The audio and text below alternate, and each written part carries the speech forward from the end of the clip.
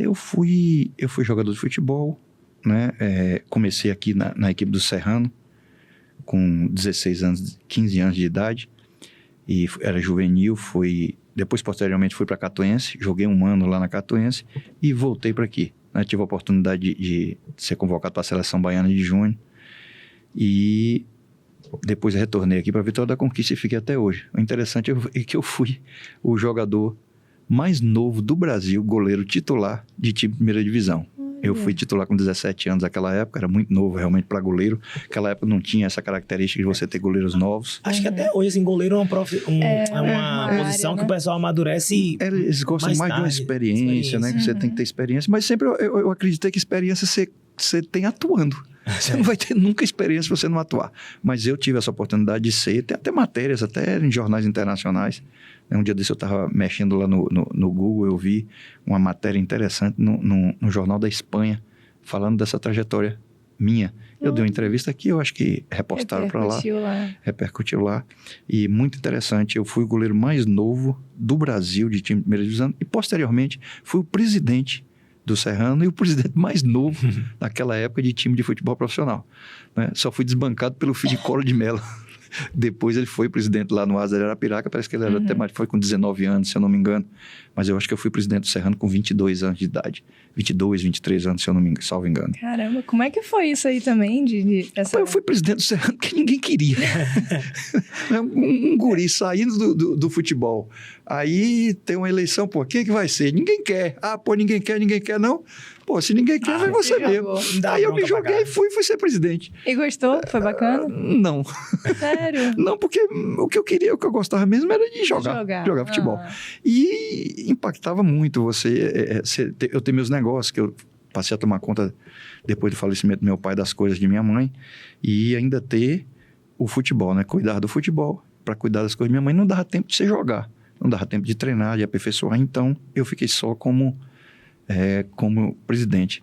Muito posterior, é que eu fui para a equipe do Poções e já voltei a pegar no gol também, fui goleiro. Foi na época que eu defendi o pênalti de Petkovic, que hoje é relembrado, né? Em todo o Brasil. Inclusive eu estava uma vez no Rio de Janeiro, coisa interessante das horas, né? Eu estava no Rio, meu irmão, e lá, assim, foi na Barra da Tijuca, lá no final da Barra da Tijuca, eu tô lá tomando uma aguinha de coco com um amigo que foi me levar para conhecer, e um carinha me olhando lá. Eu falei, por que aquele cara tá olhando pra mim? Eu tenho um sangue pra gay das ruas, né? Será que aquele cara tá olhando pra mim demais? E o cara olhava pra lá, olhava e tal. Daqui a pouco o cara vem encostando, um boyzinho assim de bermuda, né? Aí vem encostando, ele falou, meu irmão, beleza? Eu falei, beleza. Ele falou, porra, eu posso te fazer uma pergunta? Não leva mal? Não. Eu falei, não, que é isso, meu irmão? Ele falou, tu é goleiro? Aí eu falei, rapaz, eu já fui goleiro. Ele falou, meu irmão, foi tu que pegou um pênalti do Pet? E Pet estava naquele auge, né, do Flamengo. Foi quando ele fez aquele gol de falta no Vasco, lembra? Aos 43 minutos. 43, até número de camisa. Isso, espetacular.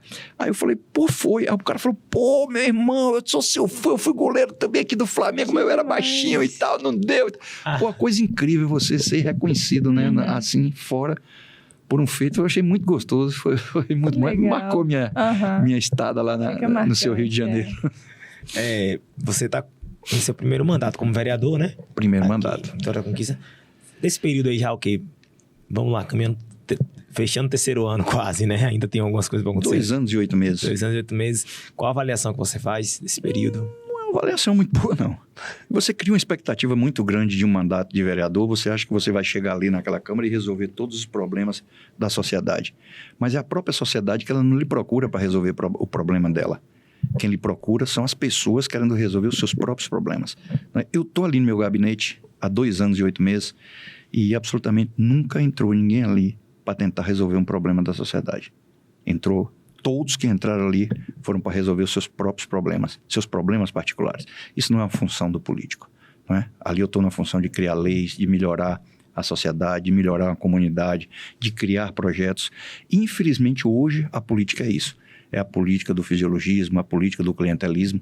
Então, a decepção é muito grande, muito grande. Tanto é que eu falo que se a eleição fosse agora em outubro desse ano, provavelmente eu não seria candidato. O ano que vem, eu estou meio temeroso ainda se eu volto ou não a pleitear um cargo de vereador, porque é realmente muito decepcionante. E é decepcionante pelo próprio povo que não lhe dá o valor necessário.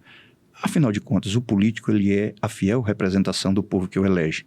Né? Se você pegar, eu costumo dizer, se você pegar o político, bater no liquidificador, pegar o povo, bater em outro e beber, é o mesmo gosto.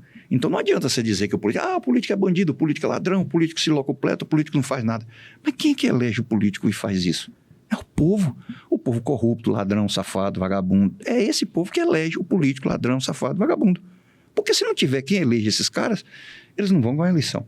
Aí mas você fala, mas eu sou direita, né? Eu sou a pessoa honesta e tal, eu votei num cara, mas não ganha.